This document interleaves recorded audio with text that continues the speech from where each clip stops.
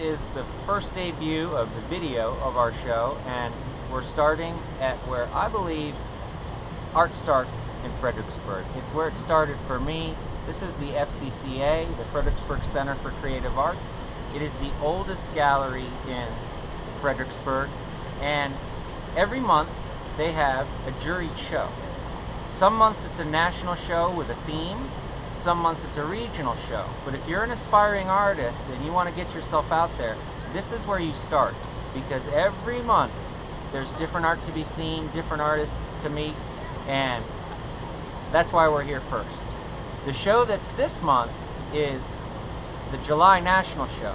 It's juried by Marjorie Goldberg, who owns a gallery in DC that was founded in 1978. The theme of the show is color and form, and I think when we go inside you'll see that every room just screams color and form. My pleasure. Thank you. Well, you got a great turnout here in Fredericksburg. That's really quite wonderful that it's so artsy and everybody is so interested, and that's terrific. And I do actually still have a gallery. It's just not on 7th Street. It's actually converted my home into a gallery and my old pool into a sculpture garden, and it's kind of an art wonderland. And I also curate a number of spaces in downtown Washington. So and I have a nonprofit where we're trying to build another artist complex, which will be senior artists living, and a art studios and an art center, hopefully at Walter Reed when they do that redevelopment. So we're sort of going back to my roots of having an art center with artists, and artists just love being together, and none of us can see ourselves in assisted living, and unless other artists are assisting us. Anyway, Carol had, I guess, emailed me or LinkedIn. Oh, you did something. LinkedIn. I think you did LinkedIn, and which I really like LinkedIn more than Facebook. God, Facebook to death. And asked me if I do this, and I've always enjoyed curating shows, because you get to see a lot of different things that you don't. That I would not necessarily see. Now, as it turns out, there were a couple of artists here who I had even shown before, like Kathy, because we're known for neon, and I had shown her neon work over the years. And that always happens. I mean, it's hard to go anywhere without seeing stuff you've already seen. But that said, people always ask me, how do you stay in business for 35 years?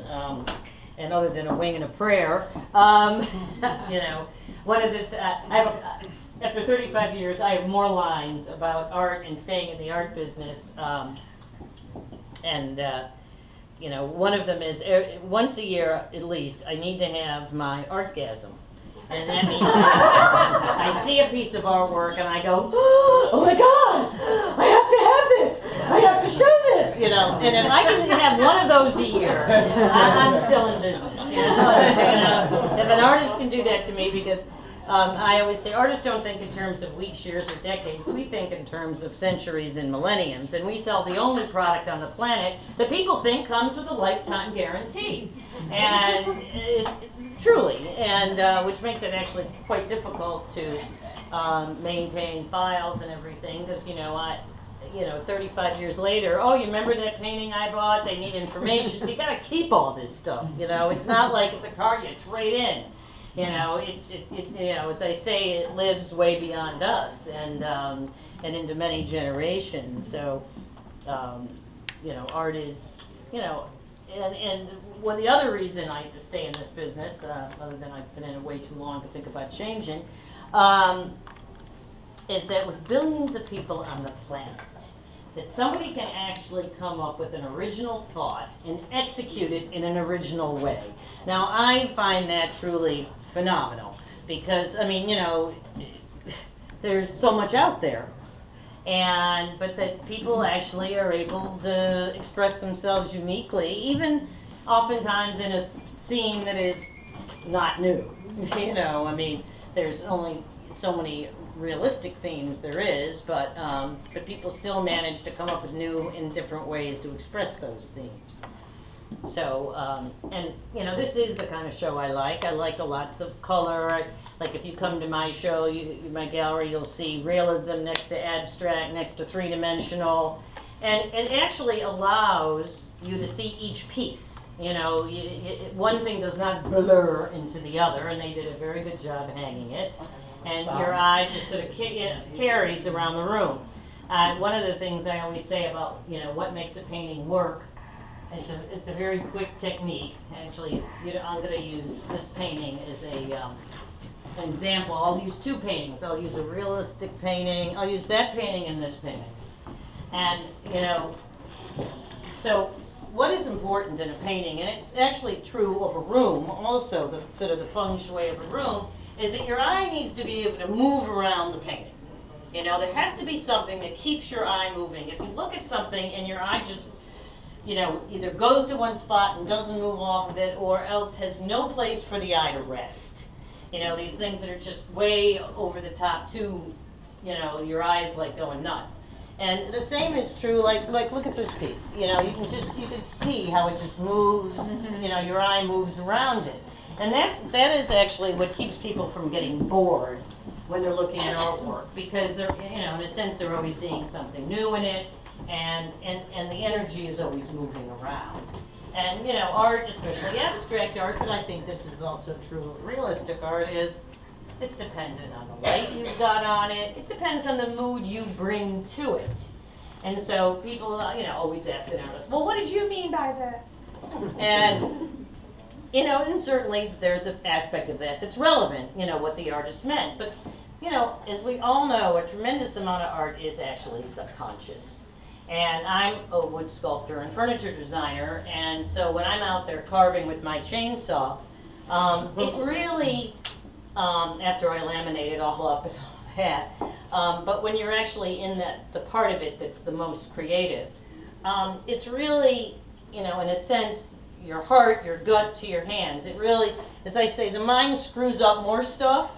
You know, it's better to not think it, just to feel it and to, you know, and have it work that way. And in that regard, a lot of times, you know, what's going on in someone's painting, it's soliciting a different reaction from somebody else. And that's what you want. I mean, you don't want to just say, oh, that painting is about blah, blah, blah, and that's the only thing you could think about that painting. No, you want it to solicit different emotions from each person. And, you know, I always say to people, you know, it's like, why do people study art history? Well, art history is the only thing in literature that tells us how the people of that time frame felt.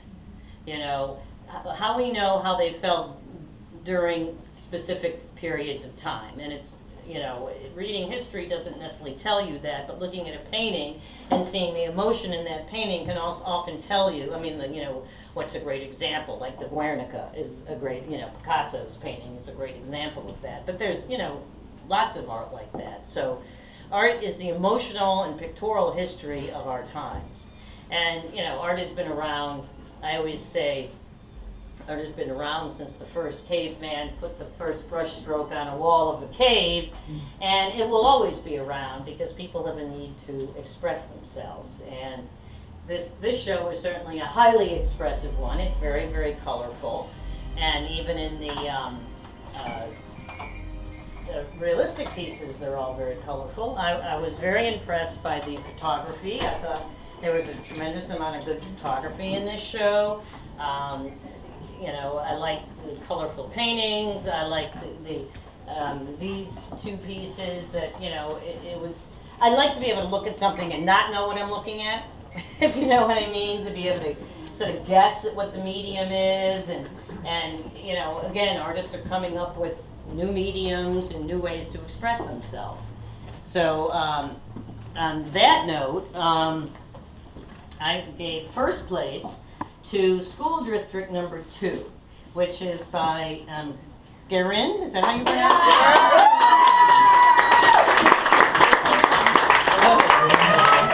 You got first place. Oh my God. I just thought it was seriously over the top. I mean, you know, but it was, you know, kind of an exuberant, you know, highly exuberant and extremely unique. And you know, one of my thousands of lines in the art business is I like my art well crafted and my craft well arted. That said, I hope all that stuff stays on that painting. I mean, because you got really famous artists, you know, that have done these paintings. What is it, Julian Schnabel with like dishes on it, and those dishes are lying on the floor. You know what I mean? So. You know, I mean, being a woodworker, it really makes you attuned to detail, and I'm a detail person, so, but I didn't see anything hanging on the floor, so. But, you know, those kind of pieces are the ones that, you know, you can have the most trouble with, because, Absolutely. you know, what, the backing, is it on wood? Is it on, what's it on? Sort of. There was where I used to live in Alexandria, they were renovating the leasing office. And those used to be like the floor plans. Like one of them's probably the 2-bedroom floor plan, and one of them's like the 1-bedroom with a den. But they're kind of on like the same type of a panel as like an ampersand museum board almost, but like stuck in a really heavy duty frame. They were sturdy and they could hold a lot. And so I asked if I could have them because they were just going to get rid of them. And I knew I wanted to do something. I certainly didn't have a complete vision of that in my mind, but so I guess it's wood. It's a long answer. But somewhere underneath there, yeah. Or like Now let me ask you another question, just technical curiosity. The things that are rather large and protruding off of that, do you both have them glued and screwed, or just glued? Sometimes, Okay. yeah, Just a curious. little of both. I'm just a technical nut. Right, So, no, I mean, yeah. Plus, I mean, when you've Some been of them are drilled all the way through it, and Uh-huh. other things are just stuck into foundations that took layers and layers and layers to like get them to where they weren't going to go anywhere. Like the frogs and things, they're not going to go anywhere, but they're not bolted on. Now, as a gallery owner, I will say this: it's a really interesting piece, and but when galleries get in work like that, they're like, "Oh, am I going to store this?" Right. You know? Right. Where did I put this? Anyway, but that's another detail. Okay, for my second place, I chose the one right next to it, Climate Change 2 by Patricia Smith. And I chose this one because I was really sort of fascinated by the texture in it. And how she got, I mean, it almost sort of has a feeling, a little bit of an encaustic. But I just thought, you know, I like the concept of climate change. I know plenty of people don't understand climate change, but in this, maybe a lot of them are in this state, but not in this room. But I thought her colors were great, and I really liked the crackling to it, and I really liked just the whole concept. And again, with her little ladders in here, it moves, and you know, it's both aesthetic and at the same time it's meaningful. So I think, you know, which is important in art these days to, I mean, you don't always have to have a meaning to everything you do, but it's always nice when you do. And I'm a heavy into wood, so, you know, I could go on to a diatribe on that subject, but I won't. So that's why I gave that second place, just because the texture, the way it all flowed, the color, and the meaning. Congratulations, Patricia. Thank you. And then the last, the third place, I just, you know, I love endearing things, and so third place goes to B. Bernie Smith. Bernie? Congratulations. Oh, okay. And I just, you know, everybody loves dogs, and I just thought you did these really, really, really well, and I really like the Tree of Life piece, and I actually just finished the foreword for a book which is all about art about trees. That's coming out, and so if I'd known about this sooner, I would have recommended you for that book. But these are just absolutely terrific. So you know, as I say, dogs turn people into human beings. You're right. Thank you very much. You're welcome. You're welcome. I actually might have, somebody might want to buy that. And then, so the honorable mentions is oh, this one right here. Mia Barrio, the way that I remember, and I don't know, it's just, you know, I don't always like pastel-y paintings, but this one just has a great feel to it, and you know, it gave the sense of, I mean, I've been to, you know, areas like this in Brazil and in other places, and it gives you that sort of the feeling of place, I would say. And it moves, and I like the fact that there's sky up here and some blank down here, and it just moves very nicely. And so, you know, I thought I liked it. Let's see. Hey, Anna. Is Anna here? Yes. Anna? Anna. Anna, come here, Anna.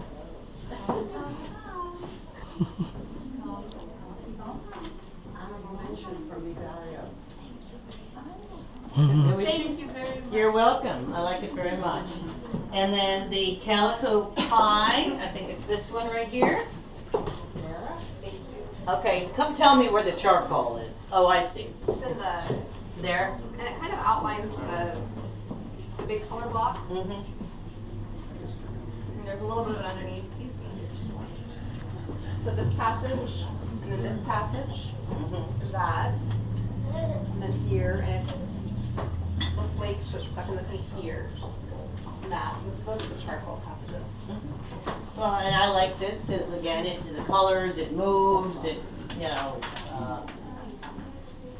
it's just a, you know, there's a bright and cheeriness to it. It's kind of uplifting, and the painting moves well, and it goes well with other artwork, I think. Thank you. It goes nice with that, and so this could be, you know, it's a very nice abstract painting, which will put a lot of movement, and I like the layering. You know, like there's depth to it. You know, you can sort of, it goes back into it. It's not hanging on the surface, if you know what I mean. It's very, a lot of South Americans have that, you know, that real layered effect, and the painting feels like it goes on. Get the density, get the depth to it, and a lot of your technique does that, and you know, you handle your medium well. Thank you. And I'm sort of a, since I had mentioned, a freak about how people handle their technique, if you know what I mean. Let's see now. Well, let me do one of the honorable mentions that's in here, which is this one right here. Excuse me, and this is by Pat Knock. And I like this one. First of all, is Pat here? I'm here. Okay. Nice frame. You presented it extremely well. Presentation is extremely important, and you presented it beautifully. You didn't, you know, the most important thing about watercolors is not heavy-handing it. You know, I mean, and that's why watercolor is hard. I mean, in oil painting, you can paint over and over and over and over and over. I mean, it's hard to ruin an oil painting. I mean, I know people who painted many paintings on top of one oil painting, you know. I mean, it takes a lot to destroy an oil painting because you can paint it so often. But a watercolor, you know, you basically have one try and one try only, and so you really gotta know what you're doing. And I like the fact that you added some iridescent to it and kind of made it sparkle, and you know, it just had a wonderful sort of colorful, upbeat feel to it, and a very nice presentation. That's why I chose that. But I have to tell you that, you know, I like a lot of pieces in this show. I mean, this is a really interesting collage. This is a fun group painting. The photography is all quite fabulous. You know, so there's, just because I didn't choose you doesn't mean I didn't like it. I mean, I chose you in the show. And then the last honorable mention, it's this, Sorry. Herbert Friedson? He here? No, he's in Lawrence, Kansas. What? He's in Kansas. He's in Kansas. All right, well, we'll forgive him for that. Anyway, but you know, I liked the diptych, but I don't know. I liked the, you know, the depth that he put into this, and And copper enameling, I sort of remember growing up, when you're a little kid, you do copper enameling. It's and a little later than when you went to the, anybody ever remember going to like state fairs and they'd have these things where they turn and you put color on it and you turn? I forgot Long time ago. You remember, what were they called? Same thing. What was it? Well, it was, Color wheels. yeah, what? Were they from Spiregraphs? Something like you pour paint on it and then you turn the thing and it would whip the paint around. Spin art. Something like that. That's what it was called. Anyway, Spin art. copper enameling, I remember my mother doing it when I was young and all that, but I think that, you can take any form and turn it, raise the level of it, and this person really raised the level of it, I would say. And I like the fact that he's playing with depth and dimension and controlled himself from, again, this is duller than this, but making it with depth, and not making, I guess people with copper enameling tend to go very bright. And they forget the subtleties of other subtle colors like in there. So, I thought this was unusual and very well done. So I think that's all the awards, but I think, all of you are doing, I love Kathy's neon piece and a lot of the abstracts, and I wouldn't have, there was a lot to choose from, so I wouldn't have chosen things that are in here if I didn't like them. I mean, this, there was just something incredibly whimsically charged about this one. I just thought Bleeding heart. it's so simplistic, or it's yeah. I don't actually think of it as a bleeding heart. It's more of an exploding heart. It's more of a fireworks heart or something like that. And I take it this is the same person above it, and this just happened to really remind me of posters I had when I was in college from the psychedelic days, and Peter Max.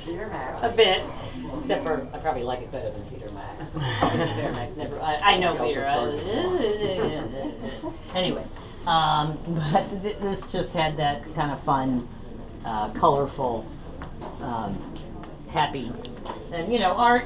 I always say now these days, I've never been much into depressing art, and my attitude is if you want to be depressed, read the newspaper, watch the news, talk to your friends, But art should be uplifting. Art should teach you something. It should be uplifting. It should raise your spirits. It should not, at least the art that I sell, I really don't want people to, start weeping. There's enough bad news in the world today that I don't think artists need to fill it with more bad news. That we're trying to uplift the human spirit, and that's a big job in and of itself these days. But, Well, Marjorie, thank you so much.